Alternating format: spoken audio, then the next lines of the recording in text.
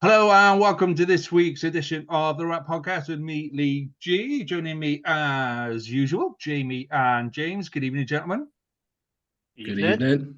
And joining us from Cardiff, so we benched Harley this week. We've gotten to the 75th minute and we've gone, right, we nearly need to nail this down now. So we're bringing on the big guns. And from the Cardiff Central podcast and from Pod Cymru is Carwyn. Good evening, Carwyn. Good evening, Lee. How you doing? Good, mate. Good. So, in addition to that, because we've got Black Lions this week, and nobody's got a bloody clue about the Black Lions, we brought in an expert in all things minor European club related. Friend of the pod, Francisco Isaac. How are you, friend? Boa noite. Thank you for inviting me again. It wouldn't feel the same if we don't see you at least once a month, mate. It just doesn't feel right, you know? Well, that's you are special now for me. So once a month is good. I'll talk with Harley about the money that you're going to pay me to come here every time. Or it's the other way around. If I have to pay you, I can give money, but I can give you good beer from Madeira if you want. Ah, there you go. See, now you're talking our language. There you do. Yeah. So Good Madeira beer is worth its weight in gold. So, speaking of excellent drinks, who wants to kick off with drink of the week this week then? So, James, seeing as you fannied out with a coffee 2 weeks ago and then didn't have the guts to come and face the... There it is. There it is. No, I am on my signature gin and blue lemonade. It is gorgeous. I'm still a bit frail from the works due on Friday and having to play on Saturday. So I've just stuck with the shorts tonight. So a nice little healthy gin with blue lemonade. Healthy gin. Healthy gin. Hell is gin healthy? It's clear, and it's got berries. Oh God! Oh my God! Carwyn, have you got anything, mate? I know it was a little bit late notice and stuff, but have you got a drink of the week? Yeah, you mentioned it was late notice, so I kind of just fished around in the fridge. So I had a choice between an Archer's Snaps and Lemonade or a WRRAP. Have a guess which one was mine, which one was my partner's. Not a fan of this. This Archer's. Sorry, yeah, brand placement. The brand placement that offer's gone out the window, isn't it? Archer's Snaps and Lemonade. Not a fan of that, must be honest. But I'll be sticking to the WRRAP tonight, I think. I like an Archer's lemonade, I won't lie. I'd have that. See, my wife send it in the post. Oh, please do.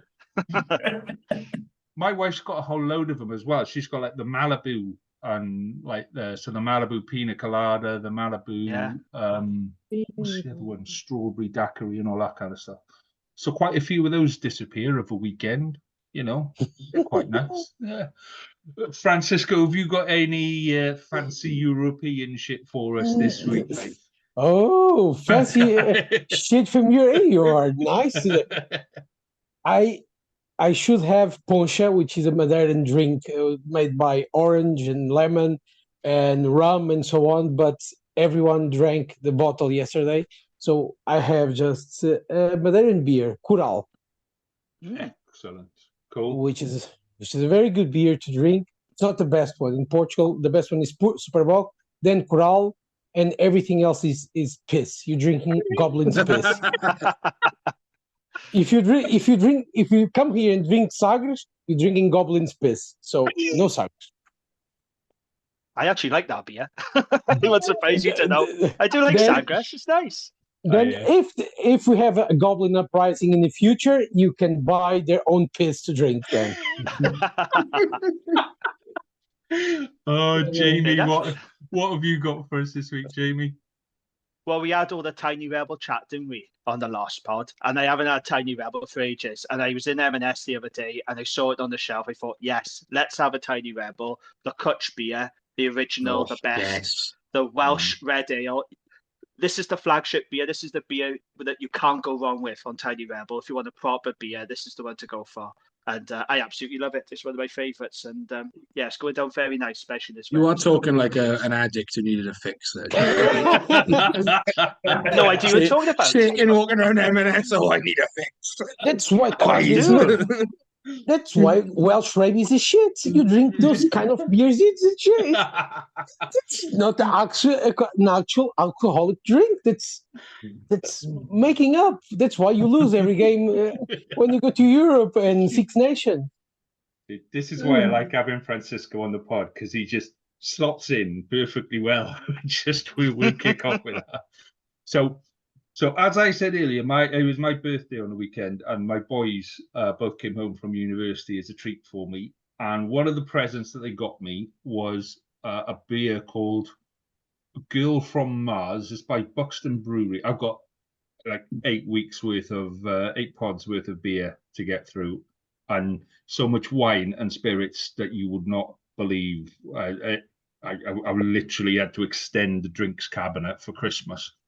So yeah, it's called Girl from Mars. It looks. I like that can. I was going to say can. I like that. I like that. It looks like it's right up Jamie's street, to be honest. But I was looking through all of the stuff, so it's a cloudy-ish kind of thing. It's all right. It's quite nice. Yeah. Well, I was going through all the stuff they got me, and they're 8%, 8.5%, 7.5%. You be careful now. And I'm like, oh Christ, this one's 5, so that's and that's calming okay down. I can cope with that. I got through that. So yeah. So that's I've got a whole load of them. Yeah. Oh, your tiny rebel's got some work to do over the next couple of weeks, my friend. Trust me. It has. It absolutely has, isn't it? Right. Okay. So we're going to do things slightly differently this week because we've got Francisco here, but we're going to start off with a little bit of news desk. No introduction, James. Just straight into news desk. Off you go, mate. What have we got? Okay, just a couple of news stories this week. Shouldn't take too long. So the first one, the Rugby paper are reporting that Bristol Bears have held talks with Dragons and Wales tight head Leon Brown. Brown is out of contract at Rodney Parade next summer. And while discussions have been held, terms have yet to be agreed. So that'll be quite interesting, one to keep an eye on. We've already seen George North, the first big summer signing, I suppose, going off outside of Wales. So it'll be interesting to see if Leon Brown and others will follow. So, yeah, one to keep an eye on with that one. And the next story, after months of reports and continuous denials, it's going to shock you all to learn that Eddie Jones is set to be named Japan's new coach, just 6 weeks after walking out on the Wallabies. So Jones denied he'd spoken to Japan 14 times, according to the Sydney Morning Herald. But guess what? He's now going to take the role and is set to be confirmed later this week. So what do you think of that then? He didn't lie. He said he was not talking with Japan. He's talking with Japan. It's not the same thing. It's not the same thing. He's not lying. Come on. He's kind of made a bed for himself, hasn't he? Can you imagine the next time Japan play Australia? It's just going to be this stuff that's going to get thrown at him. What a shitstorm, though, for Australian rugby. And you could see this coming a mile off. The more he kept denying it, the more you thought he's going to be Japan's new head coach. You just knew it. And let's not forget, before the World Cup, when Australia played France in our warm-up, he had a Zoom meeting with the Japanese Rugby Union then, even before the World Cup. So he knew exactly what he was doing, and it just doesn't come as a surprise at all. I mean, he's a good coach, but bit of a shit bloke to be doing stuff like that. I'm sorry. And no wonder the Australian Rugby Union are furious. So they should be, What a waste. They'd be better off just sticking with Dave Rennie, wouldn't they? If they just stuck with Dave Rennie, they wouldn't have ended the shit show. And they probably would have even got the pool stage, I reckon. But hey, can you imagine if Japan only phoned Eddie Jones so he can give his opinion on the future head coach? Say, you know what, mate? I might be interested in the job. but aren't you going to stick with Australia? Nah, mate. It's down on water now. I will go to Japan again. Okay, then we interview you. Oh, I imagine that he took the job out of Dave Rennie's hands. Could you imagine? Maybe he hates Dave Rennie. Maybe that's it. Yeah. Maybe that's it. maybe that's it. Dave Rennie was going to Japan, and he said, no, I'm going to get Dave Rennie's job again. It's going to be bingo night for me tonight. Just to piss Dave Rennie off. Well, I heard that Carwyn was all set to do a Zoom call with Japan, but he couldn't find a fucking decent Wi-Fi signal, so that's why he's still here. Oh, don't start on Wi-Fi signals, honest to God. This is the biggest palaver I've ever had in my life with Wi-Fi. Moved into the house end of October, bought the Wi-Fi, haven't had it yet, haven't had the Wi-Fi yet. It's start of December. No. Oh, they installed it the other day, and they were like, "Oh, apparently the light needs to be under 27, minus 70, so it's broken. Cable's broken." So honestly, honest to God, it's an absolute disaster. It could be worse, mate. You could be Martin on the Scarlets pod that tried to do a pod from his car while he was waiting for his kids at rugby training and just kept disappearing every 30 seconds. You come back on and you go, right, tell us about this, quick. Oh, no, he's gone. He's gone again. That was the best pod you've done. Martin podcasts like he's reporting from a war zone, just like cutting out every 10 seconds. Ducking and hiding and incoming, and off he goes. But he's on tune with the Scarlets. He disappears at every 30 seconds. He only plays half of the time. Francisco, I knew I liked you. Oh, okay. What was the score between the Scarlets? What was the score of the Scarlets and Cardiff, Francisco? And now that you're a big Scarlets fan, let's. I'm a Cardiff fan. I have cussed so many times, Harley. Since the beginning of I started watching it. Oh, the Cardiff play well after 30 seconds. Oh no, this is going to end horribly for everyone. Yeah. You're new to Cardiff, Francisco. I can tell. You need to get used to that. And Welsh rugby in general, I'm afraid. Yeah. This is how it is. We're full of optimism, and then the ref blows his whistle and we kick off, and then it goes downhill. It's one of those things. Right. You remind me seeing football games in Portugal. Some teams that before the game started, I knew a fan that was like this. He was very old, 80 years old, and he before the ball was kicked, he said, "Come on, lads, tonight is our night." When the ref whistled, he said, "Fuck, we are done. We are going to lose big." This it was every single day like this, and we all laughed. And it's like, I'm going home. He went to the booth and came back. Went to the booth and came back, and it was always like this. So I'm introduced with Cardiff. Yeah, you'll get there like that with Cardiff. Right. So let's talk about games coming up this weekend. So let's talk about a Friday night game: Scarlets against Black Lions. Francisco, tell us about Black Lions. Where are they from? What do they play like? Who have they got playing for? I mean, they pushed Gloucester really, really close last weekend. It's the first time many of us will have seen them. So what are we expected to see this weekend? Well, I expect to see the Black Lion, and I know everyone says Black Lions, me included, and it is the reasonable thing, Black Lions, but the team is called Black Lion. I don't know why. What was the decision? Why didn't it just put an S? If it was a marketing stunt or they ran out of money, I don't know. It's Black Lions. But look, they are the two-time Super Cup Rugby Europe Super Cup winners. They're going to try to for a third at the 22nd of December, and they are a very good team. At least 16 players from the Lelo squad play for the Black Lion, be it Sharikadze, Tabutsadze, Matkava, Ivinashvili, and some others. So it's a good team. And against Gloucester, I thought they're going to win. I had high hopes. But by the end of the game, they amassed 14 penalties against them, and the Gloucester only conceded 4. So it's one of the major letdowns, and I'll start with this. If the Scarlets can remain disciplined and focused for most of the game, they're going to win it. Because the Black Lion risk too much in the breakdown and try to slow the ball always in the ruck. And normally, well, when you get refs that are used to catch teams doing like this, like we saw with Stade Rochelet this weekend with O'Gara, nicely going man with the penalty count. But the Black Lion normally tries to do this to slow the other team, and they almost won against Gloucester.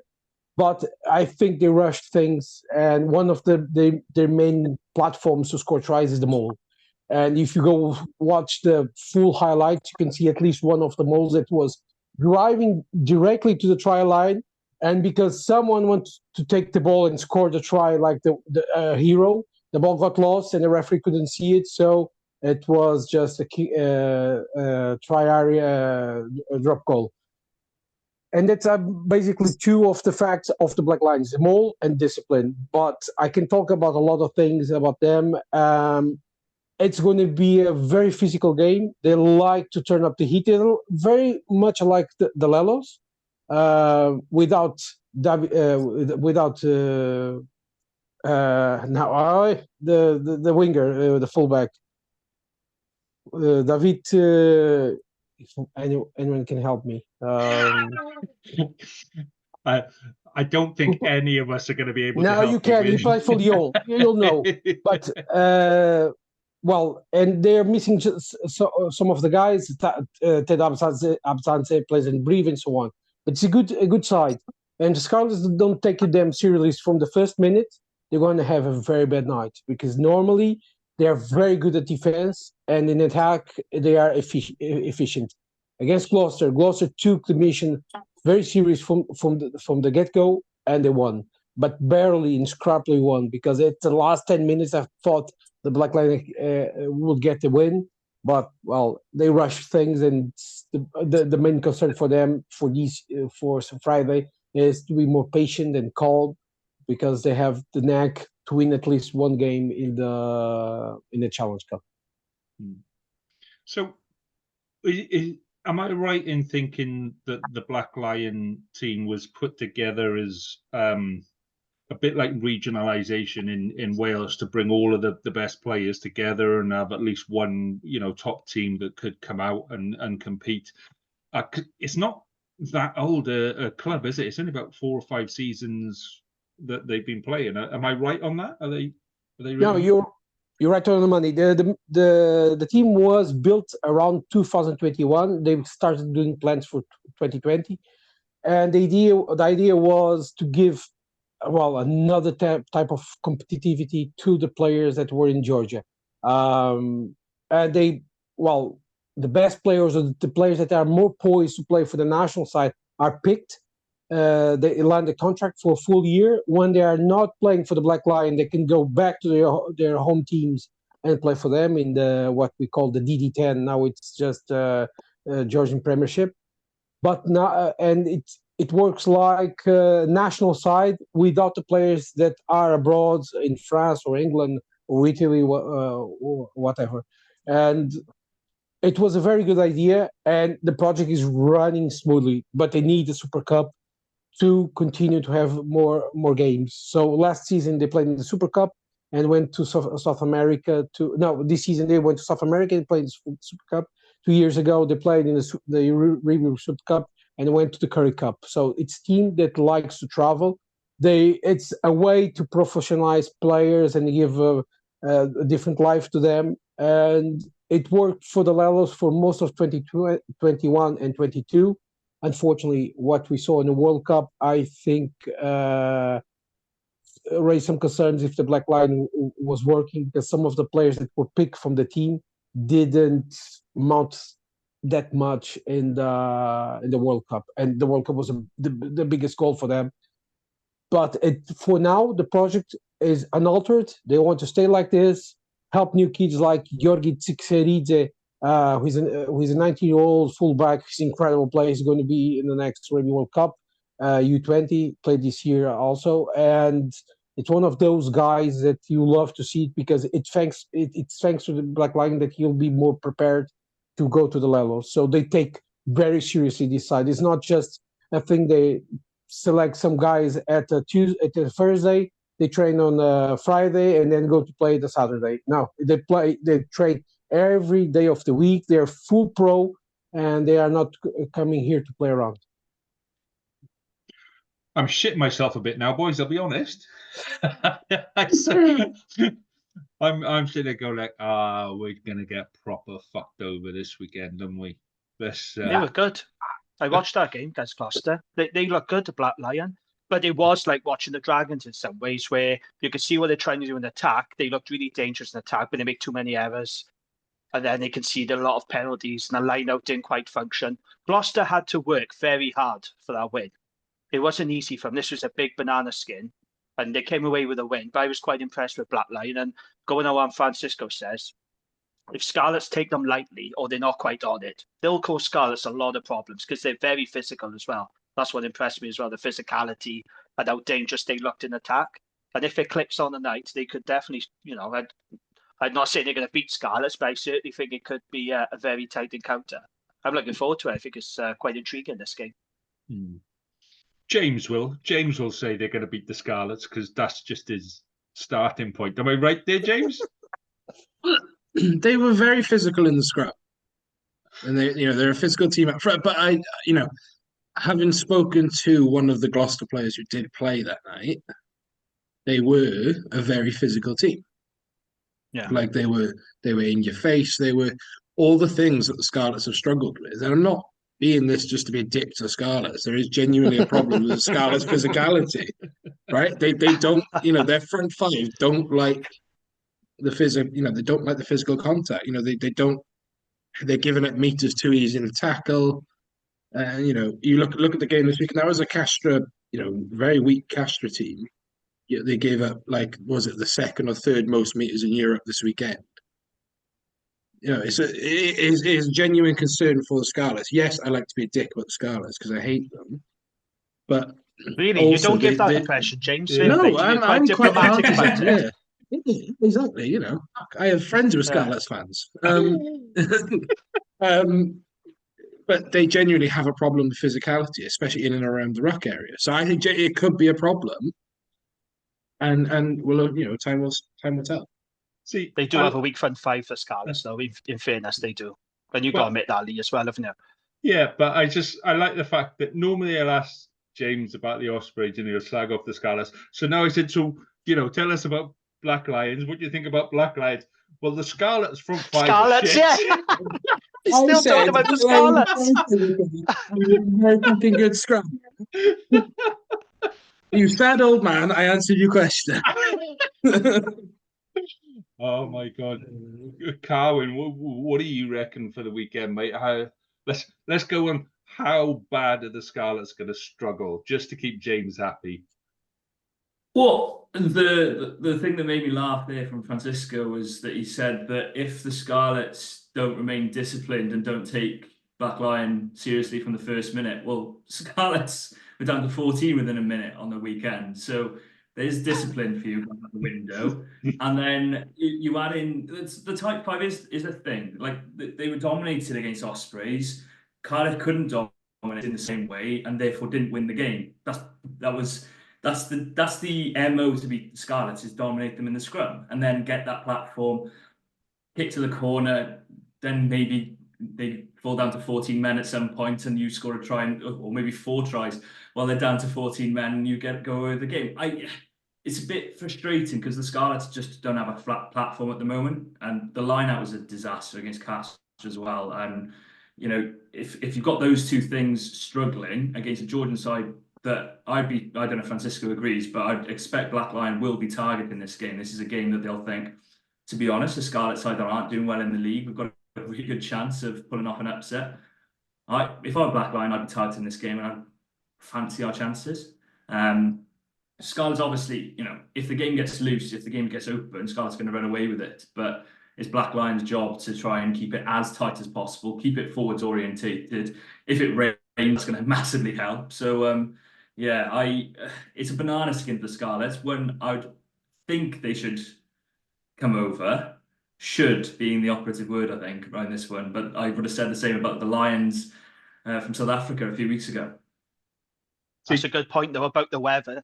Because if it does piss down, that's not going to help the Scarlets this course, because we know they're not very good in wet weather. That'll force them into a tighter set piece game, and that'll be bad news for the Scarlets. So you want to keep your fingers and toes crossed. It's a dry evening. Anti-rain dancers in the Lee Griffiths house. See, and I've said this for a long time, there are two types of weather internationally. It's either raining or it's about to rain. Those are the only two types of weather we have in Scarlets. So I think we're used to it now. But to be fair, Peel does make them train outside in the rain. They've got the indoor training facility, and if it's pissing down, they go outside and they practice high balls. So, we shouldn't be shit in the rain. We shouldn't be shit anyway, in all honesty. But you are, yeah. But the other bit I was going to pick up on Carwyn's comments there, us, an hour? When the fuck did you turn into a fucking Georgian? Fucking between the lot of you, this is like, let's all kick the Scarlets tonight. This is make the most of it, boys, because one of these days we're gonna seek revenge. I can tell you. It'll be a big one when we do. Let me tell you. Right. So I forgot what the rules were, whether to be partisan or not. I just chose an hour. Fuck being partisan. On the weekend, I was having to be unbiased and no opinions, so it's nice to change. Right, let's get some predictions then for the Scarlets Black Lion. I'm gonna have to train myself to stop saying Black Lions with plural, because that's it. Everyone just says Black Lions. So, right, Francisco, let's have a score prediction. I might go out the room for this because I got a feeling the next couple of minutes are going to be quite difficult for me. So let's get a score prediction out of you, Francisco, for Black Lions, Carwyn's Black Lions team, and the Scarlets. Well, I'm going to curse them, but I'm going to say Black Lion 20, Scarlets 14. Gordon Bennett, yeah. And no one's arguing with you. No one's going, oh, no. Jamie? Let's be honest. It would be really funny if the Black Lion beat Scarlets in Park of Scarletsmen there. It wouldn't be funny for you, Scarlets fans, but for the rest of us, it would be very funny. However, I do think Scarlets will do just enough to get the job done, so I'm going to say Scarlets by 6. Okay, fair enough. James, how much are Scarlets going to lose by when they play someone? No, I actually think Scarlets will win. They'll win by 7. But having been in your situation where we did lose to the Southern Kings at home, I was reminded of that by our lovely friend Hugh Griffin in his graph last week, where it just showed Ospreys at rock bottom. And someone asked me, when was that? I said, that's when we lost to the fucking Kings at home. So, yeah, no, I do feel your pain. But I do think Scarlets will just have enough, especially if that game stays open. The Scarlets by 7. Okay, Carwyn? Weather's meant to be sunny, so after all that, I do think Scarlets will win. The interesting one is if Johan Lloyd plays. Obviously, went off with a bit of a knock. I don't know if Lee's heard anything more on that, but if Charlie Titcombe comes in and he's going to be inexperienced, but I'm going to say Scarlets by a bit more. I think Scarlets by some 12 to 15 points, I think they could be quite comfortable in the end. Probably a second half blitz, one of those situations where Scarlets ends up running away with it. But tight in the first 40, I expect. See, I like Carwyn. I like that kind of prediction. That's the sort of stuff we should be doing more of. You can come on more often. Just a question. By 12 to 15 points for Cardiff against the Scarlets. So let's that's a good point. Yeah. Just a question. How many Welsh internationals play in Scarlets? Too many. How many? About half of them actually decide to play. That's the issue. Gareth Davis. Actually, we got quite a few, but and a lot of them were rested last weekend, and I think that. How many? Answer the You've got question. 8 bottles in the back line. Because it's something that you're all forgetting, that Richard Cockerill is going to sign with the Georgian Union, and all of the players want to excel in this Challenge Cup, so he can pick them for starting 2024. And I know the team is on fire, so I don't know how is the Scarlet's mood at the moment, but I can say that for the Georgians, the loss against Gloucester for them was nothing. So I get worried when how many Welsh players does Scarlets have? I just want to know that. Answer the question, Lee, for God's sake. I Keep the man don't know, hanging. because half of them are out fucking injured at the minute. Ken Owens is injured. Plumtree is injured. Fuck, if you read the injury list from last weekend, Gareth Davis was injured. Fafita was injured. Dan Davis was injured again. Johnny Williams is probably due an injury because he's played 2 games. So, I think everyone's fit is something around 15, 16, generally. I'm going to go Scarlets by 1 because that seems to work. Every time I go Scarlets by 1. Confident prediction there, then, Lee? Yeah, but every time I predicted Scarlets by 1, we actually win. It's when I predict Scarlets by 10 or 12 or 14 that we have issues. So, Didn't you do Scarlets by 1 last week? No, not last week. I did. What did you say last week? I can't remember. James was drinking coffee anyway. He wouldn't fucking know. He was off being 2 weeks ago. I listened to the pod last week. Yeah, you were still recovering from your coffee last week, mate. Did any of you say that Castro was going to lose against Scarlets? I think I predicted a bit. Apart from Lee, obviously, I think. Oh, this is just kick Lee tonight, isn't it? It's just... Go on, Carwyn. What I will say is I don't think it's going to maybe get carried away, but I don't think Scarlets played that badly last week when they were playing 15. When it was 15 versus 15, the end score is 16-10 to Scarlets.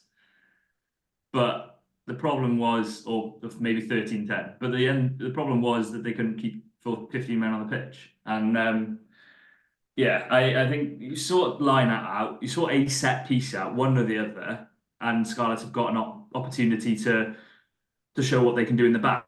But at the moment, they can't sort out one of the set pieces, and that's the main problem, I think.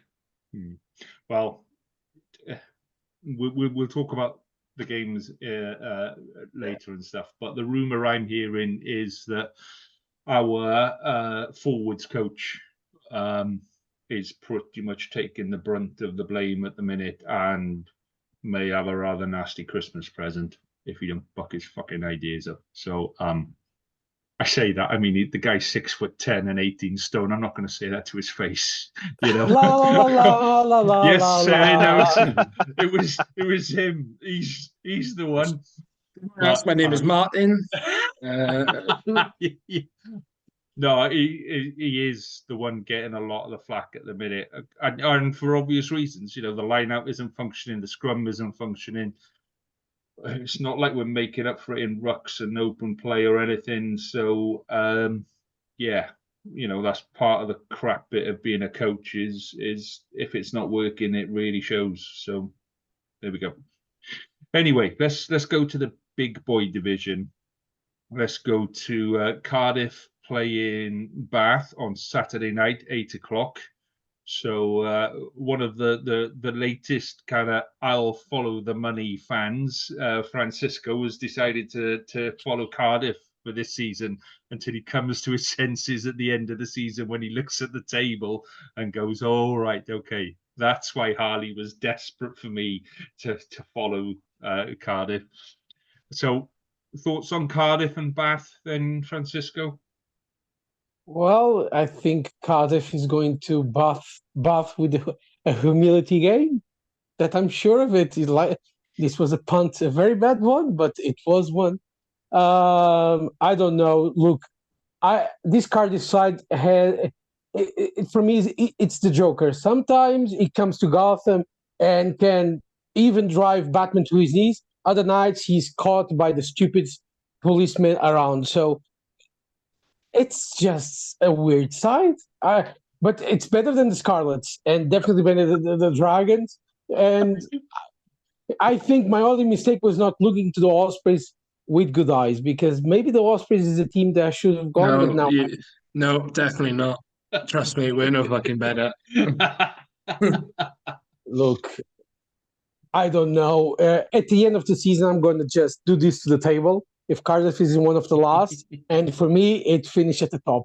So whatever you want, it's on the top for me. But I think Cardiff's going to lose. If I'm going to do the score prediction now, 23, and that's it. No, 43. Going to get completely humiliated by Bath.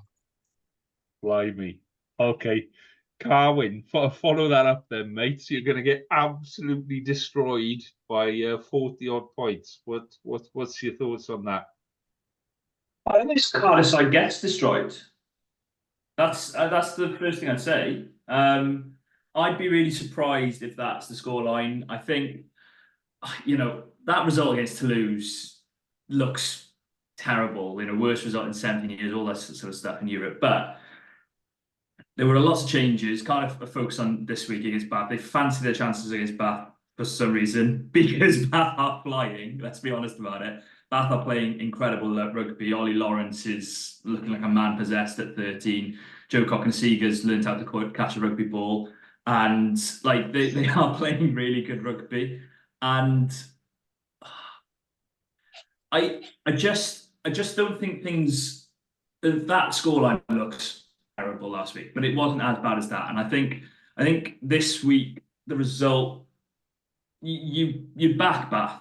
You'd always back Bath, but I'd have backed Stormers. I backed Stormers a couple of weeks ago, and that's what Cardiff do. They put in a brilliant performance one week, terrible performance next week, and then they back it up with a brilliant performance. And frustratingly, that's been the case for the last 6 years, probably, if we're honest about it. And that's just the Cardiff way, if there is a Cardiff way.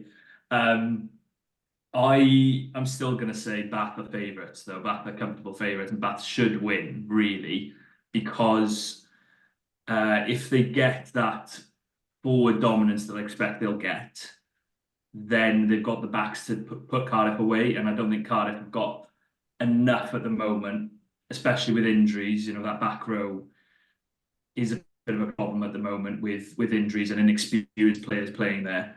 It's going to be difficult to get dominance in that jackal area, especially slow down Bath's ball.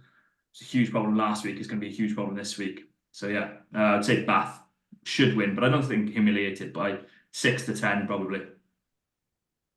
Okay. Interesting. James?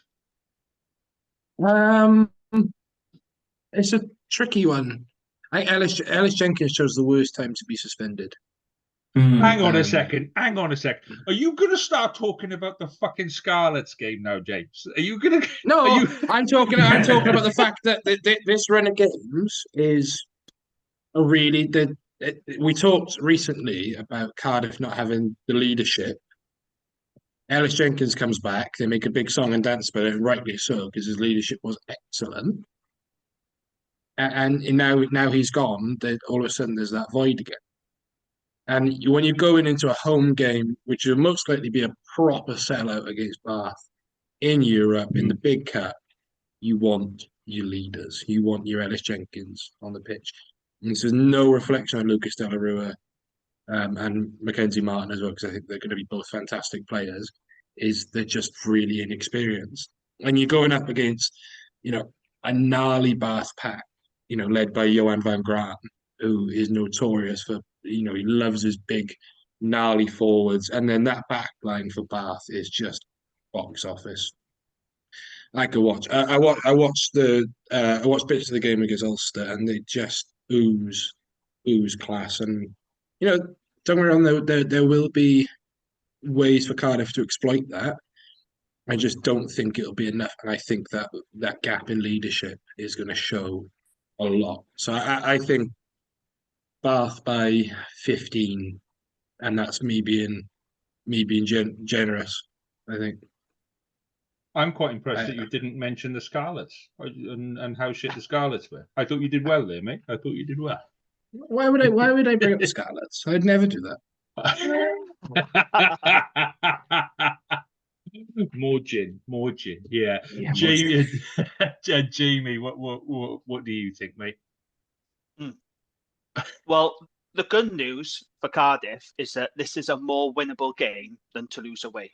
So that's the good news. And the fact is they are going to be looking to have 2 home wins against Bath and Harlequins. It's going to be difficult, but they'll feel those are the games they'll target in getting some success at. The bad news for Cardiff is Bath are actually a very good team now. They're doing really well in the Premiership. They had a very good win over Ulster. They look a proper side. And Cardiff have got injuries. And James is spot on because he stole my thunder a little bit because I was going to talk about Ellis Jenkins because I remember the pod that we did and James mentioned, where's your leaders? But then Ellis Jenkins comes back. You know, we've all seen that Scrum 5 clip doing the rounds on social media to death. He is a leader. He's a very good player. And I think Cardiff are lacking those at the moment. And they've got a young team. They're inexperienced. However, at the Arms Park, I always feel like Cardiff can pull off a surprise result. It would not surprise me if they did pull off a result against Bath. Not saying they will, but it wouldn't surprise me because I think Cardiff are much stronger at home than they are on the road. And they are very good attack-wise. But it's the pack, isn't it? Can they front up? You know, the young kids in the back row, break down ball. It is going to be tough. I don't think it's going to be a hammering. I don't think it's going to be City score like 20, 30 plus to Bath. But I do think Bath will win by a score or 2. Well, let's say Bath by 9 points then. I'll go for Bath by 9. Okay. So I'm the thing for me is this is Saturday night, 8 o'clock. Yeah.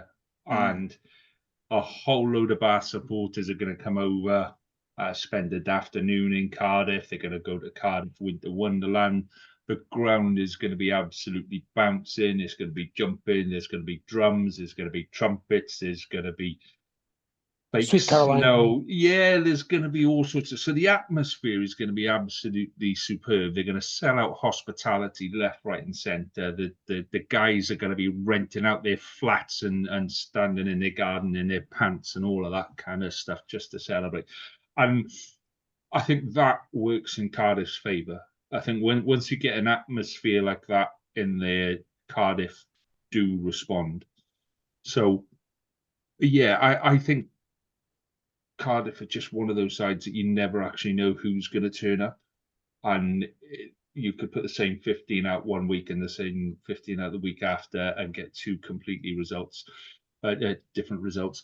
So, you know, I think with the atmosphere, with the big focus on it, it's almost a local derby. You know, Bath isn't that far away.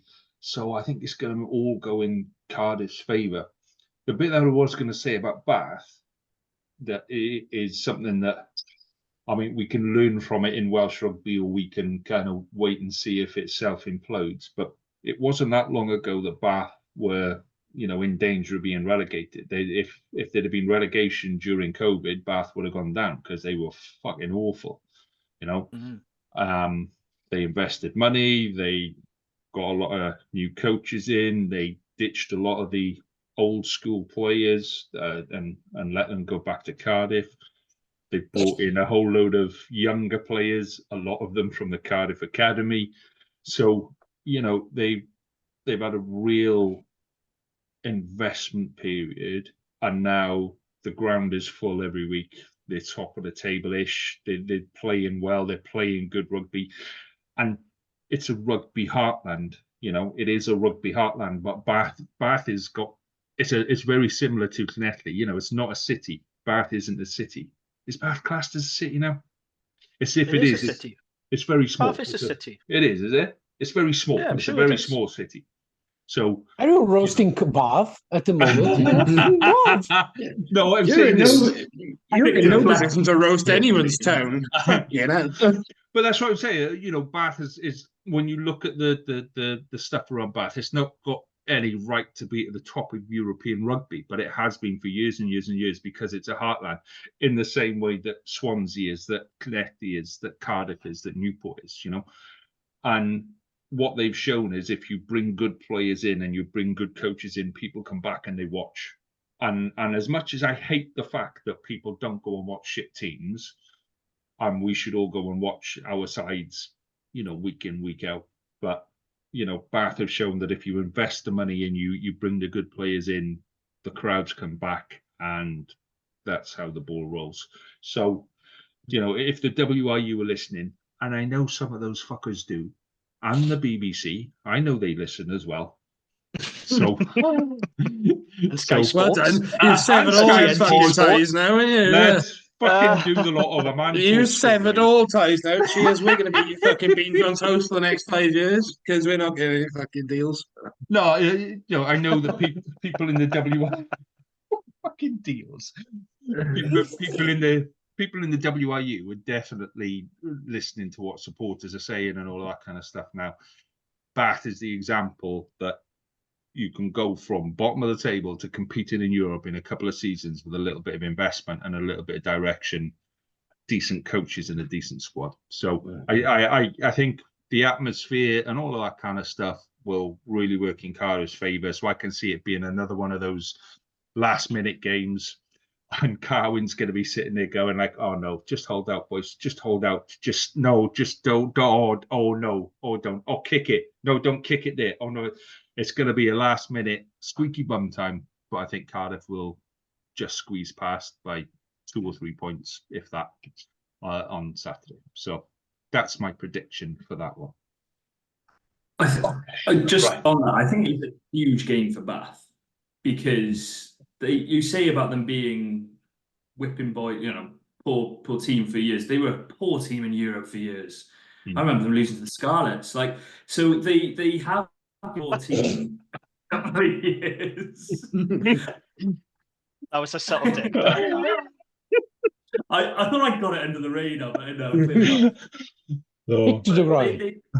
In all seriousness, they have been a poor team for years, and now they're trying to show that they're a serious outfit. They've got Finn Russell at 10. They've brought him in big bucks and all this sort of stuff. But if someone can get at him, James joked earlier that said earlier that it's a terrible time for Ellis Jenkins to get suspended. If ever there was a game to get suspended, get into Finn Russell a bit on this week and get suspended might not be the worst option. You've got to really not. I don't mean really hurt him or anything like that, but you've got to target him. You've got to put pressure on him because he does fold under pressure sometimes.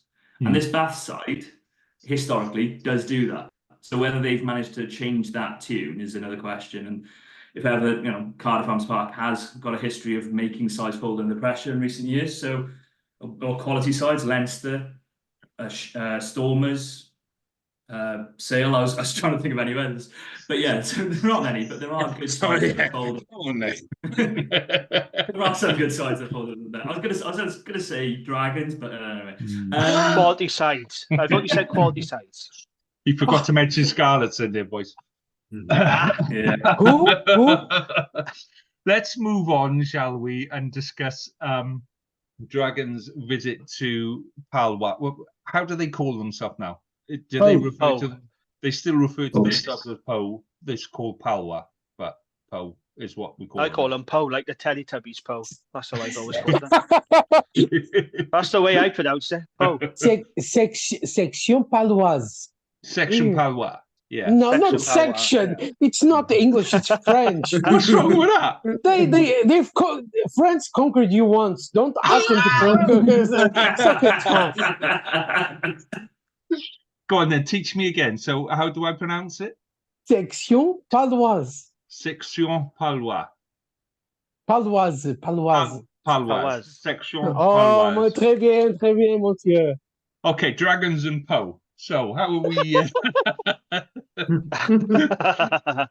Jamie, talk to us about Dragons versus Section Paloise. Oh, Well, I mean, the first thing to say is it's not live on TV. So if Dragons fans want to watch this game, or anyone else for that matter, they're going to have to pay €7. And EPCR could go fuck themselves, quite frankly, because I won't be doing that. Because it's a piss take. It's a piss take on supporters. I was listening to the Pirate Rugby pod, and Endo, who does the TV guide, he was explaining, the broadcast schedule, and it is very messy. There's so many broadcasters, there's so many streaming services. You got to pay for certain games, some of the games you pay for individually don't even have commentary on some of those games.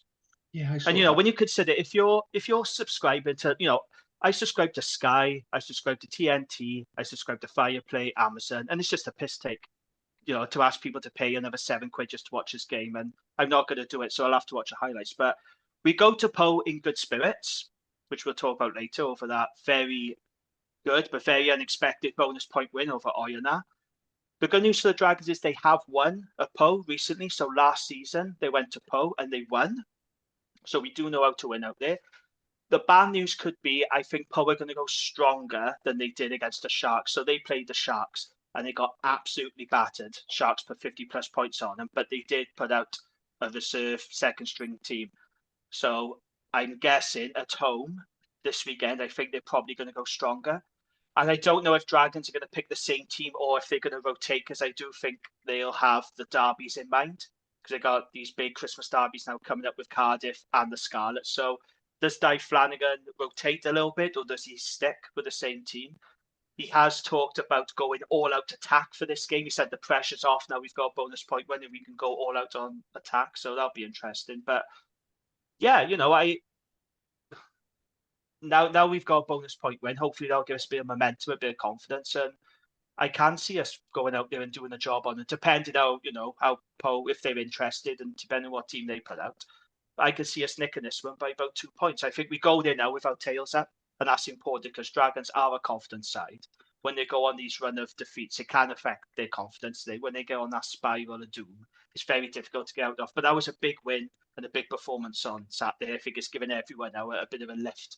So, yeah, I'm going to back us by 2 points. I think it'll be tight, but I think we can get it done. I thought the Spiral of Doom was the new ride at Alton Towers, but they must have moved it. Probably is. Maybe it is. I moved don't know. it to Rodney Parade for the weekend. So, what did you take out of the game last weekend, Jim? What are the guys going to take out from that win last weekend? Like I said, it was a bit unexpected, but then we never really knew what side was going to turn up against them.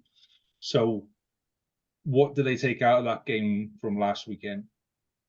Well, they take 5 points out of it, which is very, very handy, especially in a group where, you know, let's not forget, you got 6 teams in a pool, 4 teams are going to qualify.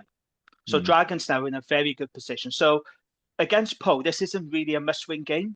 Even if they lose, they're still going to be in a relatively good position. But it's a game where they need to get at least a losing bonus point out of. But, you know, in terms of what they got out of it, look, it's a win, and winning breeds confidence, doesn't it? And yes, it was unexpected, and it was a very good win in very difficult conditions. You know, I was at the game, and it was very windy. It was blowing a gale. I mean, you had balls going out of touch, you had balls being kicked backwards, line outs not being straight. And I think it was the 73rd minute. I'm sat there watching this, it's 7 apiece, and I'm thinking this is just going to go 2 ways. It'll either be a 7-all draw, or Oyonnax are going to sneak it. And then we score 3 tries in the last 7 minutes.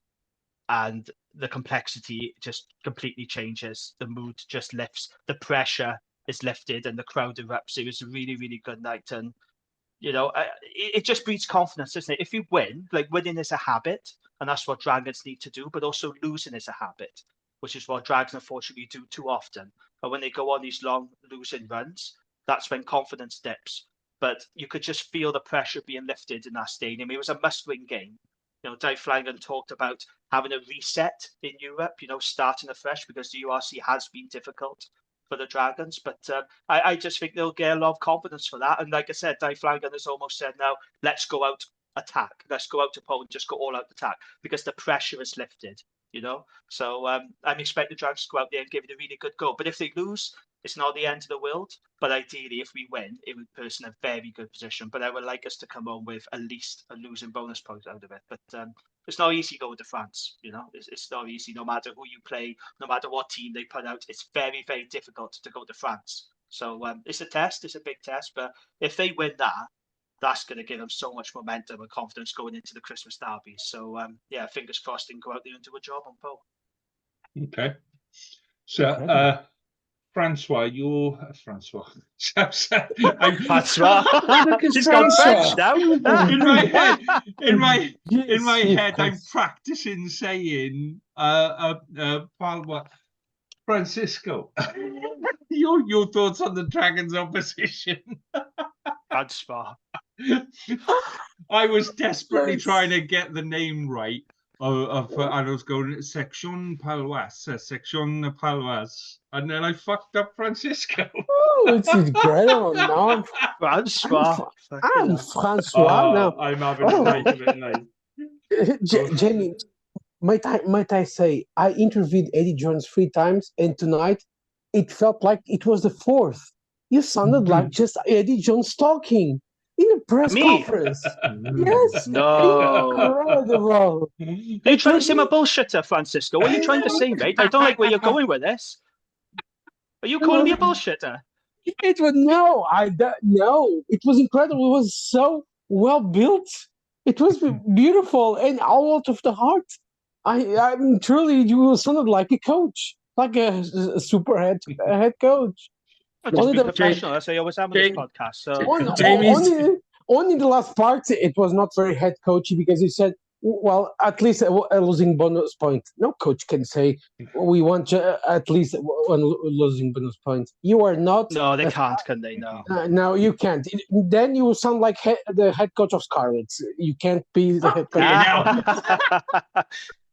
I feel sorry for Lee now. We're really ripping into him. I feel sorry for him now. Well, I almost get his name wrong once, and then he just turns on me like this. Gordon, let it. Jamie's tonight 14 times he's going to the Rock and Roll podcast. And, I don't know what you're talking about, Mike. I don't know what you're talking about. But might I say, I was quite shocked with the score between the Dragons and the Oyonnax. I know Oyonnax only came to the first division this season in the top 14, but I thought it would be a very much close game of what it was. And this week against Pau, I don't know, because Pau is a very strange team. The last 3 seasons, they have done good seasons, and at the same time, last year was like complete. They almost went down. It was bad.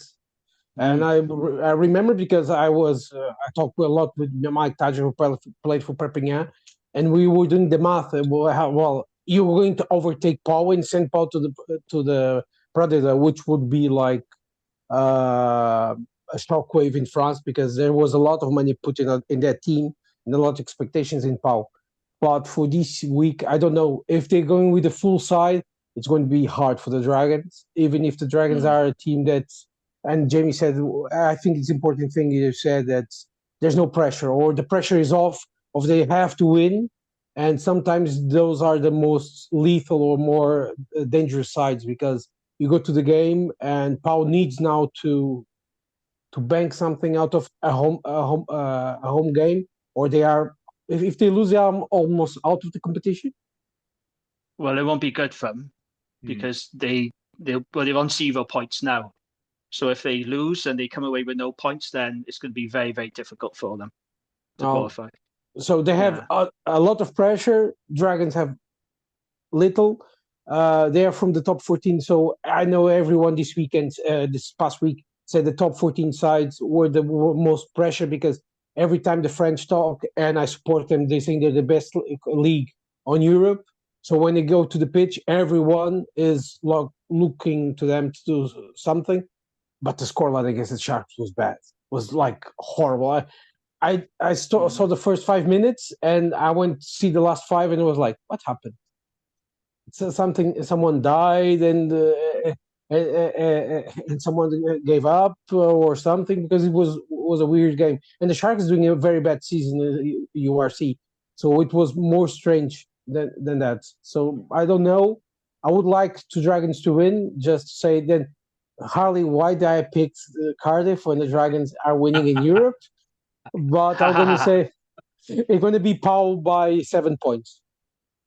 Because they're 4th in the top 14. That's the thing. Pau were 4th in the top 14, and they've won all their home games this season. So if they bring a strong side, it's going to be very difficult. But it depends what they want, because from what I've talking and reading, the focus for Pau this season is the top 14. It's not the Challenge Cup. Of course, everyone wants to win all competitions, but Paul wants to go to the semi-finals of the top 14. And if there's a big injury to one of the top players or something that complicates for the next 5 games for the top 14, which always January in top 14 is decisive, is where you see if you're going to the playoffs or you're not. And I think they're more focused. They can be more focused with their top 14 campaign than the Challenge Cup. And that's what the Dragons must fancy if they don't put the best team on the pitch this weekend. Okay. Yep. Carwyn, your thoughts? I think people have got a little bit carried away with Dragons' win last week and Poe's result. No, we haven't. We're the best team in the competition, mate. No one's getting carried away.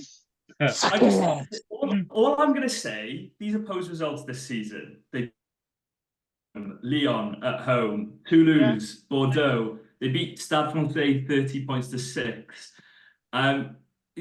Also, they lost 45-5 to the Sharks, but don't forget the Dragons put 60 plus on them. So, like, I just think I don't see.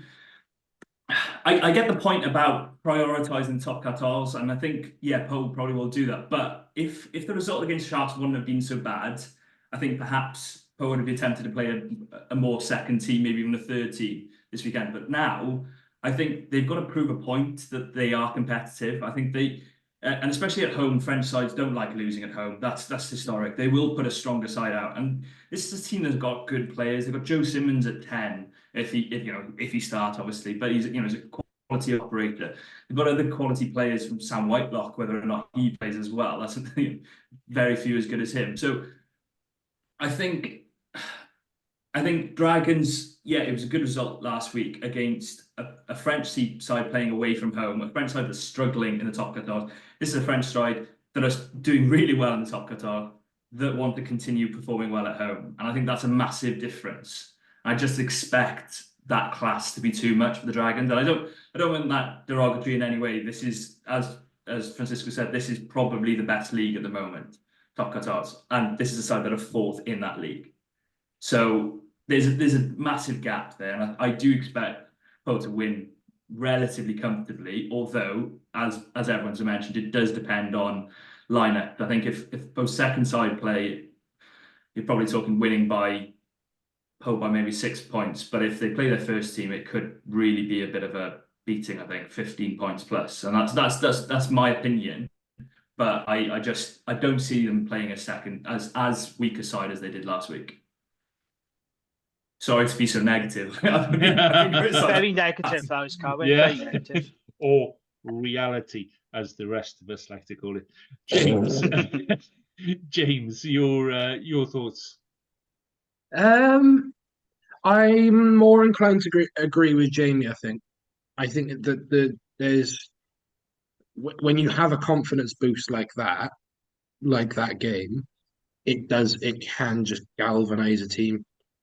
I was really impressed with the way Dragons went about that last 10 minutes, especially, but probably you say the last 20 on Saturday, where they just kept their nose at the grindstone. A Dragons team can be, and this is probably a negative thing I'll say about the Dragons, is they can give up quite easily. You could think, right, we're not getting anything out of this game. We're just going to sit back defensively and just damage limitation. But they didn't. They went out and they scored the 4 tries in the weekend, and they were a joy to watch. I think that genuinely can do something to a team. But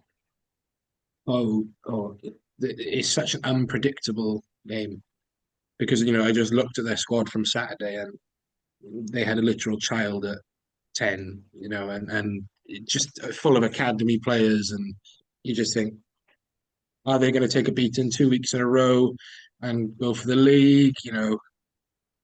I'm really torn. I'm going to go Dragons by like 2, just to be confident in, and I do want them to do well, because there's a lot of players in that squad who I like and deserve like a European Cup run. Do you know what I mean? How good would it be to say that Dragons went out to France and won? That is such an uplifting thing for Welsh rugby at the minute, because we're just dominated by bad news. Well, they did last season. They beat Poe in Poe last season, but this is All right, obviously I'll a take it better back. Poe team. We've already said it, mate. It's gonna be like Poe on the road. Yeah. This is a different Poe side, so it's going to be tougher. But like I said, I'd be happy with a bonus point, I would. But that might sound defeatist, but if we come back with bonus point, that still puts us in a very good position. I don't think it is. I think targeting two. I think you could target 2 bonus points. I genuinely think so. I think you can get the try bonus point and a losing bonus point if it's possible. That would be handy. That would, if you come back with 2 points, essentially you only have to win 1 more game normally, and you are like through probably in second place. So and that's going to be so much better in the long run for you. Yeah. So what was your prediction again, James? Dragons by 2. Yeah. Okay.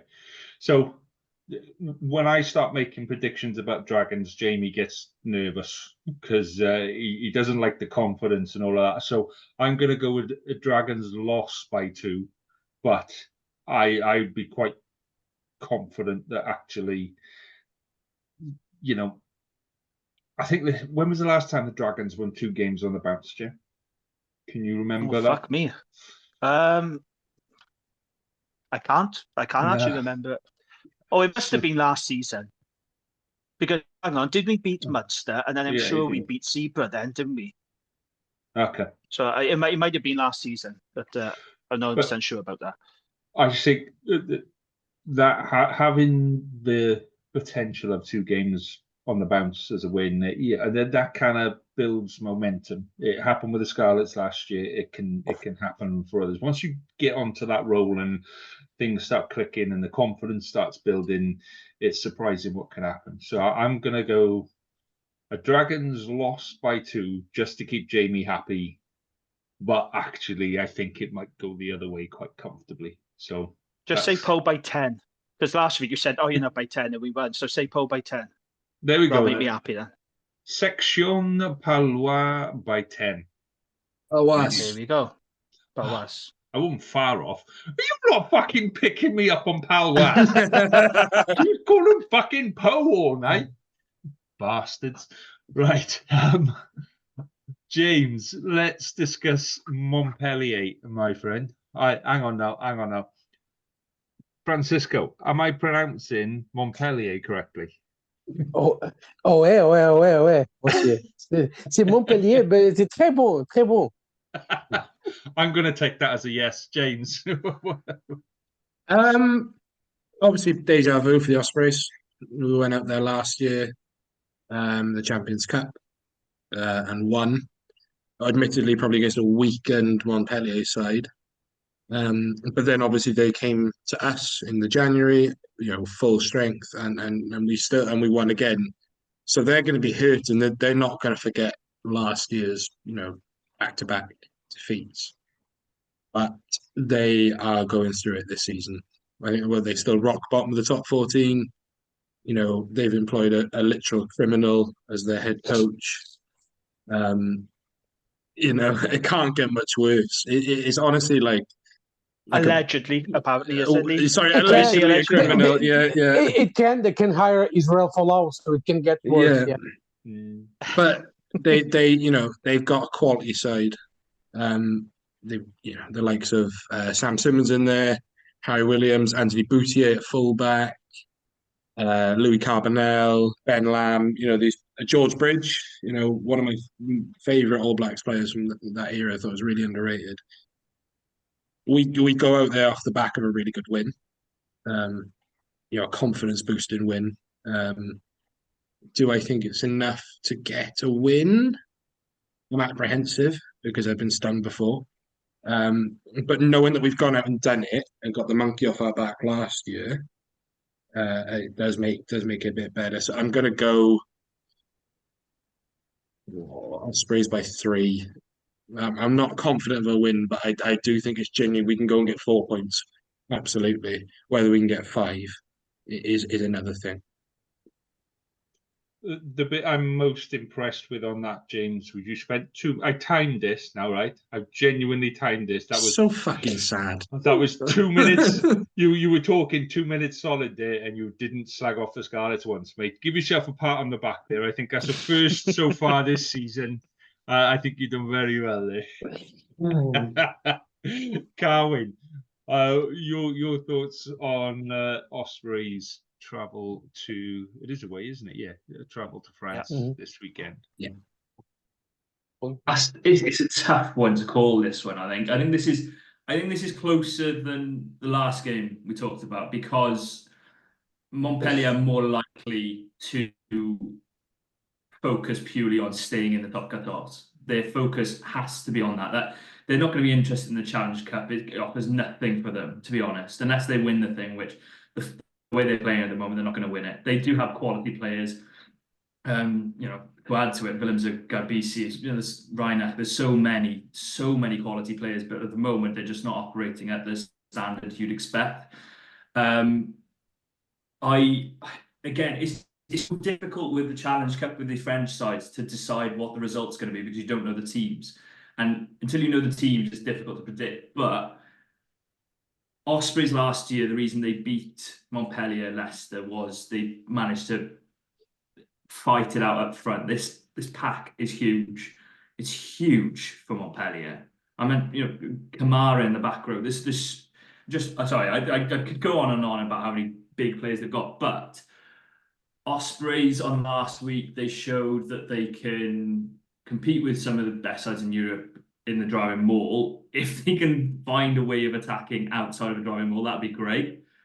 And if they can develop that attacking play and showcase and pull this big pack around, that's a way of attacking Montpellier. That's probably the best way of targeting them, I think. Because I think if they go toe-to-toe, it could be a bit of a long day. I'm going to go Montpellier by 4, but just because I think French side are so strong at home. But I do think this is a bit of a closer one and could go either way, to be honest. Cool. Okay. Francisco, your thoughts? I think, this is weird because Montpellier went with Laporte. I don't know why. When he signed with them, I went to YouTube and went for the Eminem song that guess who's back again. Because he's Slim Shady. He's bald. He's shady stuff. And Montpellier, you see that the team has zero confidence. There's no positive environment. There's no flow in the team. Yeah, they have a lot of superstars, but sometimes that doesn't work. And it seems that the days of Jake White's cavalry and winning something, it's gone. And now it's dreadful. I've seen the top 14 this season. It's bad. They don't have. I don't know if even a head coach can fix it, because it seems there's nothing that connects the backs to the pack. The pack in the set piece is just all over the place. They can win one scrum penalty and then commit 5 offenses right after it. So I think the Ospreys is the team favorite to win this match. It's everything on their side to lose this one, because Montpellier, I don't know what team they're going to put out against Ospreys, but even if they go with the A-class team, the Ospreys have enough units and enough team chemistry to beat Montpellier. They're not in a good moment. I've seen this week there's talks of some players that want to leave because they came for a project.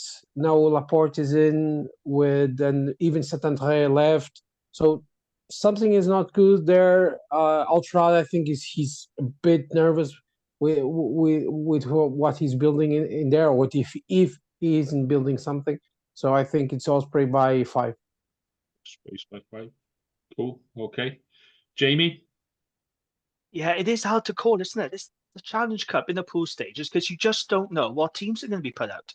Because if it's Champions Cup, most likely it's going to be full strength. I know that's not always the case, but you'd expect full strength teams. We don't know if Ospreys are going to go full strength with the derbies coming up. We don't know if Montpellier is going to go full strength. Yes, they are struggling in the top 14. They did win against Newcastle, in round one, so they're still very much, in contention to qualify. It is going to be difficult, but I do fancy Ospreys because they've got the pack to take on Montpellier and they know how to win there. So they'll draw on that previous experience of having one out there already. So I'm going to go Ospreys by 4. Cool. Okay. So, yeah, I think being bottom of the division is kind of the key point for Montpellier. You have to focus on the bread and butter, and yeah, even putting out a weakened side is going to be a strong side for against the Ospreys. But with all the stuff that's going on in Montpellier, I think Ospreys should come away with a comfortable win. In all honesty, anything less than 15, 20 odd points, and I think Ospreys can say that they've had a shit day. In all honesty, I think James is literally biting his fingers now to stop himself from shouting at me. No, I do. I think that Ospreys should, make the most of it, make hay while the sun shines, put them to the sword early, and just take any sense of optimism out of them, and just batter them up front to start with, and then get to half time, and then let the fancy boys have the ball every now and again. So for me, Ospreys by 15, because I think Montpellier. 15. I just think I think Montpellier. We underestimate how stuff like that can affect the club. So by 15. More importantly, Ospreys are not the Scarlets. Oh, fucking hell. Francois is on fire tonight, isn't he, eh? Oh, Francois, but yeah. Gonna change your name. Right, okay. Let's very, very quickly, gents, run through last weekend's reports. So just quick rundown of what we thought of our game. So I'll go first because our game was the shittest. Line out was shit, defense was shit, attack was shit.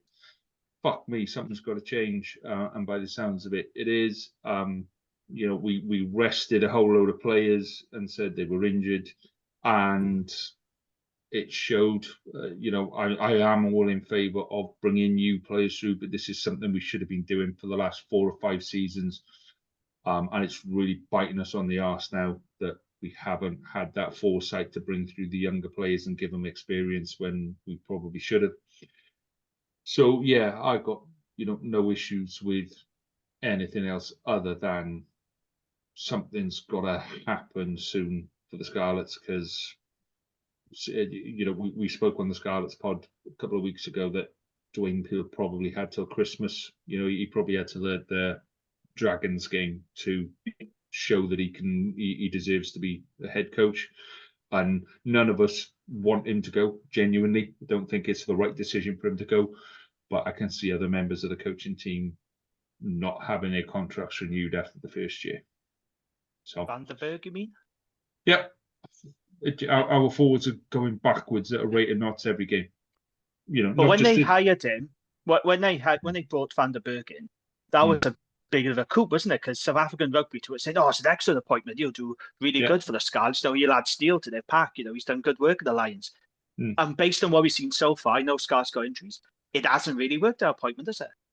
No. And sometimes it just doesn't. Sometimes a coach just doesn't click with players, or there's personalities involved, or we've done something the same way for the last 20 years and all that kind of stuff, or whatever it is. It's not working. So it needs to start working soon. So there we go. Right. So Carwyn, you let's get the misery stuff out, and then we'll finish on a positive. So tell us about the Cardiff game on the weekend, mate. Yeah, I just a quick word of Scarlett. I thought Ben Williams was really good last week. That's what I just wanted to say that, because he was. But yeah, Cardiff. In short, nothing that I'm not going to tell you anything you don't already know. In that Toulouse are very, very good. They pass the ball really, really well. They offload really well. But the additional things that I think were quite pronounced and maybe were a bit more worrying is I thought Toulouse's scramble defence was massively better than Cardiff's scramble defence. If you look at that first 25 minutes, there wasn't much in it really, apart from scramble defence. The tackle, Tomo Ramos puts on Shane Lewis-Hughes right on his try line when Shane Lewis-Hughes cuts an angle 5 meters out, and Tomo Ramos knocks him back 10 yards. That's absolutely brilliant defence, and that's scramble defence. And then little moments of knock-ons. Whether it be a Beetham one in the backfield where it's under pressure, without any pressure, whether it be Mason Grady knocking the ball on a couple of times when he's done a good bust and then just letting go of the ball. There was nothing in that game in between the 22s that would worry a Cardiff fan. Either 22, I think, was the worrying bit, which was a lack of clinic. They weren't clinical enough in the opposition 22, and the lack of defensive security in their own 22. And the exit as well. Score a try, and then the next exit. I think the Mackenzie Martin try, who was brilliant, by the way, Mackenzie Martin, for his first big game in Europe. Yep. He scores a try. Then your next exit goes to your 10 with about 6 forwards inside him, 2 backs outside. You lob it up to Tomo Ramos, who's one of the best counter-attackers in world rugby, who stands up Ben Thomas, fair enough, and then sets up Blair Kinghorn. It was too easy, and that was one of the frustrating ones. But it was one of those games where 25 minutes in, that score could have been 24-21. It really could have been close because Cardiff had the chances, just didn't take them. So it's not what could have been. I don't think Cardiff fans would have expected the win out and to lose. But the scoreline was a lot worse than it should have been, I think. That's a fair reflection. Yeah, they had their chances, Cardiff. I mean, even Daniel was over the line, wasn't he? He was held up, and they did have opportunities in Toulouse's 22. I mean, I thought Tinas De Bee is an interesting player, isn't he? Because he's a very hot and cold player. So there's some games I watch him, I think he's really, really good. And then there's other games I watch him, I think, he makes bad errors, and I think, oh, God, But he had a good 60 minutes, and I thought his kicking was on point for most of that game. He made a really good line break. A player that's really impressed me at the moment is Mackenzie Martin. I thought he was terrific. He didn't look overawed by the occasion at all, did he? Carried really well, took his try well. Mason Grady was a handful, as he always is. There's a lot of positives you can take, actually, from this game. And it was a hammering. Yes, it was 7 tries to 1. Yes, it's Cardiff's heaviest European defeat in 17 years. But you can take positives from it going into the second because they had their chances. They wasn't clinical. And the youngsters, I thought, although they had a difficult afternoon, they really stood up. So I don't think it's all doom and gloom. But like I said, this was the result that's expected, wasn't it? Nobody seriously thought that Cardiff were going to come away with anything. It could have been worse, mate. It could have been worse than 52-7 because I actually thought, I don't know if you agree, I did think Toulouse took their foot off the gas in the second half a little bit. It did get a little bit scrappy, and I thought, well, maybe it was job done. And I thought Halahola was lucky as well because he could have had a second yellow for that knock on. Now, how that didn't go to review, I don't know, because he did get a yellow card in the first half for slowing the ball down. If that had gone to review, that deliberate knock on, he would have seen a red. I'm pretty sure of that. So Cardiff Road did luck. It could have been worse, and maybe it should have been worse. But actually, there are enough positives, particularly from the individual performances, the youngsters, to take into the Bath game, isn't it? Yeah, Dupont was obviously on a different planet. Ramos was on a different planet. But apart from that, I thought players like Mackenzie Martin, Teddy Williams, Mason Grady didn't look like they were outclassed by the rest of the Toulouse side. Take Dupont out of it, on a different planet to everyone else. But those 3 players, especially, and which is great to hear for Teddy and Mackenzie. Mackenzie being the second best number 18 behind Falatau now. But the Jamie hasn't even reacted. That's the kind of nonsense I'd expect from Harley, to be honest. You just continuing now. I thought it was on the Cardiff Central pod then. Jesus. I know. I was just seeing who would get triggered first. Would it be James with the Morgan Morris chat? That's not Morgan Morris died or something. Like,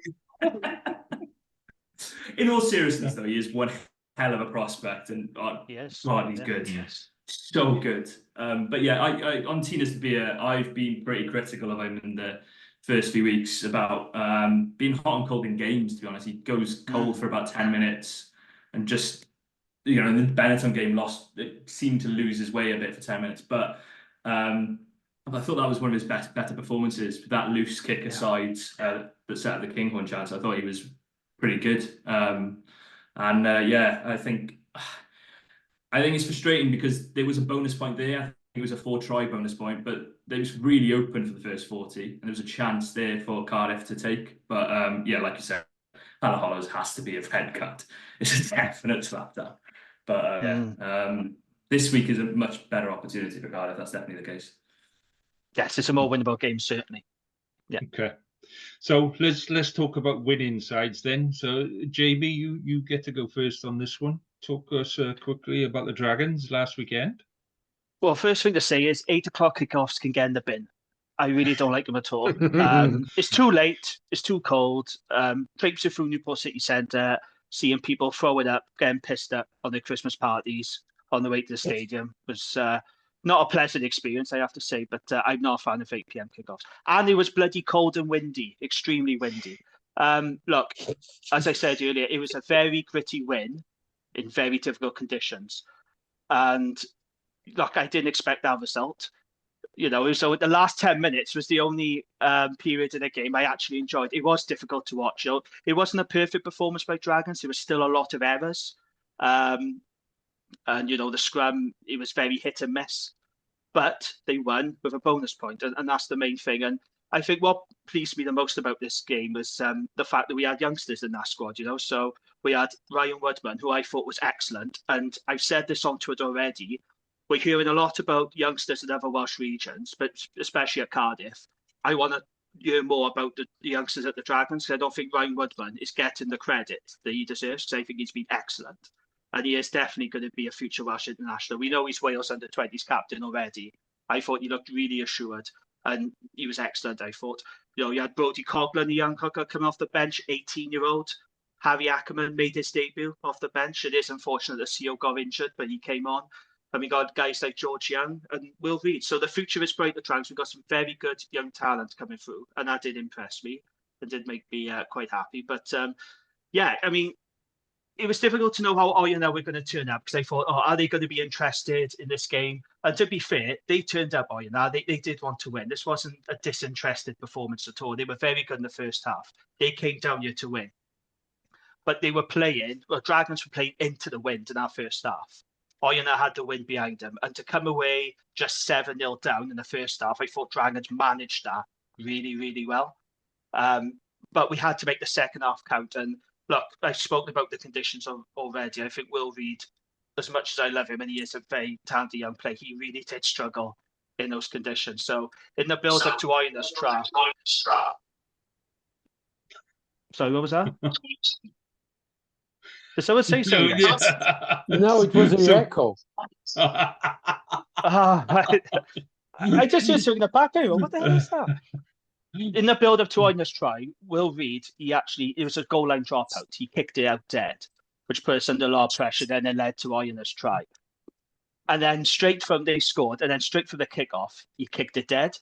And you're starting to think, okay, this is getting a little bit unacceptable now. And I understand the conditions were difficult, but every time Will Reid kicked the ball, it was making me nervous, because you just didn't know where the ball was going to go. He was very good with ball in hand, but kicking, he was just making me nervous. And I think we really missed someone like Kai Evans there, you know, someone a bit more experienced. We're badly missing an experienced 10, but, you know, credit to him. You know, he did look good with ball in hand, but the conditions were so difficult. And like I said, it's 74 minutes gone. We're 7 apiece, and you're thinking, yeah, this is going to go 2 ways. It'll just be a draw, or you're now going to steal it. And to score 3 tries in those last 7 minutes was really, really good. And we scored some really, really good tries. And we come away with a bonus point, which none of us were expecting. So, a hard-fought win in difficult conditions. Just hoping now we can kick on. The Dragons are traditionally not very good at backing up good wins.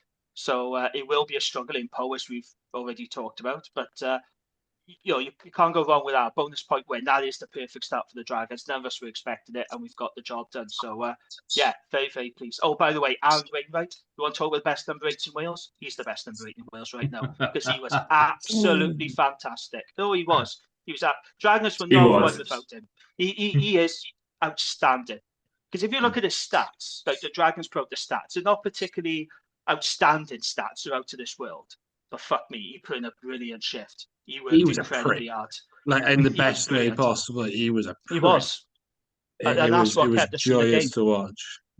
He was brilliant. And I'd go as far as to say Rio Dyer now is probably the informed winger in Wales right now, because he's just getting better and better. You know, he's had a lot of confidence. He's really kicking on since the World Cup. And yeah, I'm very happy with his development. And it was a good win. I'm very happy. It was a really good win. Like I said, some morale booster win, a confidence booster win. And at least we go to Po now with our tails up, you know. At least we go there not dreading. We can go there, have a crack as a free hit. So yeah, 24/7. Can't ask for more than that. So yeah, pretty pleased. Cool. Okay. Can I just ask one question? Do you feel I gave you the bonus point? Because that defence from that final scrum is some of the worst defence I've ever seen. Well, you know, if they want to give us bonus points, that's absolutely fine. That's their problem. Ours. By the way, I tell you what I will say. People say, oh, you know, I know they put out the reserve team. I will remind people the Dragons have got 15 players missing. Yeah. So if you want to play that game, it works both ways. Like, we've got a lot of injuries at the moment. We've got 15 guys missing. So that wasn't 2 full-strength teams going at it. And we've come away with a bonus point win. And like I said, Iron, for the most part, were very good. They're very competent. But in the last 10 minutes, yes, there were mistakes being made, not helped by the wind. I mean, that clearance kick by the fullback, I mean, that was just comedy, wasn't it? Like, he kicked it, it goes straight up in the air. It literally lands in Rio Dyer's hands. But that was the wind more than anything. But it did get a bit ridiculous those last 10 minutes. But no, it was a very good win. Very, very happy with that. Cool. Okay, let's quickly run through the Ospreys then. James, what thoughts on the game from last weekend? Do you know, as I had a mate texting me as a neutral, he said he really enjoyed this game, and I genuinely thought it was an enjoyable watch. You know, on the surface, you probably think, oh, 43-34, 2 awful defences. Well, actually, it wasn't. Both defences. Ospreys only got it here. Ospreys had a 92% tackle completion, you know, and Benetton 89. It was just simply Benetton couldn't cope with them all, and Ospreys just couldn't cope. Ospreys defended too narrow. So, you know, Retuve goes over, Dogwu goes over, you know, in the wider channels. You know, I have to give a hat tip to Dewi Lake. You know, 4 tries in a game. He was excellent. It's like Johnny Matthews now, isn't he? Yeah, 100%. Try record. Well, he had 17 senior tries before this. He now has 21. You know, so he seriously as an all round performance for 70 minutes, he was brilliant. 100% of the lineup, like I said, carried about 26 times. Morgan Morris, I thought, was excellent. Owen Williams had a much better game than he did out in Benetton last week. Kicked everything, kicked well off the boot, you know, controlled the game back to the Owen Williams that we sort of had last season. For once, I don't have to talk about the Ospreys scrum because they didn't actually have any. I thought this wasn't real, but no, Ospreys had no scrums throughout the whole game. So yeah, we just made up for it with lineouts. But just in general, I credit to the whole coaching team. You know, only gave away 6 penalties. You know, kept them to, yeah, all right, they scored a bonus point, but you know, only missing 12 tackles out of 130. I thought the refereeing on the whole was really good. I did think that hit on Tom Bota at least warranted a look at. The fact that it wasn't was a bit dodgy for me, but look, we won the game. We only came up with 1 injury, and that's looks like Ruben Morgan-Williams is going to miss the game next week with a head injury. He got absolutely rocked. I don't know how he passed his HIA and came back on, but he got absolutely rocked. So, other than that, it was just a really good game to watch, and I'm really happy that that we responded to the loss last week. Lee, I can see you timing me. Shut up. I wouldn't. No, I wouldn't. No, all serious, I thought it was a really good game. You know, just really good. 6 tries is not something the Ospreys do often, and to do it in style in front of about 12 people was brilliant. And I do want to give a shout out to very quickly to the Ospreys as an organisation. My grandfather, who I attend all the games with, or as many as I can now that I'm living in England. He does dress up as Father Christmas at this time of the year for charities and for kids. And the Ospreys invited him back down this year, and he did it for all the players, kids and staff kids, and he had a brilliant time, and they were absolutely excellent to him. So if anyone from the Ospreys is listening, big thank you, because it really does make the Ospreys are his life. It really did make his evening doing that. Fantastic, well done, good. So Francisco, we'll finish up on you. So what are you making of Welsh rugby this season then? As just as an overview, you've heard all four of us moan in various different ways. Even the ones that win still manage to a bit of moaning there about how crap we are. So what are you making of Welsh rugby at the minute this season? Look, I come from a country that after the World Cup, everything smells of roses, but at the end of the day, it's a bit like Wales, but much worse. Because, just to sum things up, I think every union or every country has its problems. I know Wales, you kick too much yourselves. You auto-inflict pain. It's incredible. You win and you're sad about it. Look, this weekend, since yesterday, the English haven't shut up. The Premiership might be shit, but we conquered the Champions Cup and the Challenge Cup. It's just the freaking first round. It doesn't count for anything. What it counts is the semifinals and the final. That's it. And at the end of the day, I think the Welsh sides, you have a problem with your union, and it's a big one from what I've heard, read, and I just don't know where they want to go with it, because you have the players, you have the structure. I think the coaching staff, it's not that good, because like 15 years ago, I remember a lot of Welsh coach came to Portugal and Spain and give lectures, try to help teams go around. And for the last 15 years, especially the last 5 years, I haven't seen a Welsh coach come to Portugal, for example. A lot of English, a lot of Irish, South Africans, but no Welsh. And it's interesting.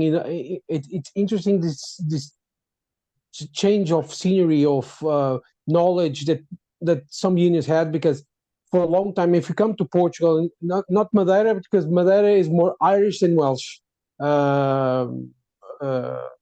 in terms of support, because we have a lot of a big Irish community here.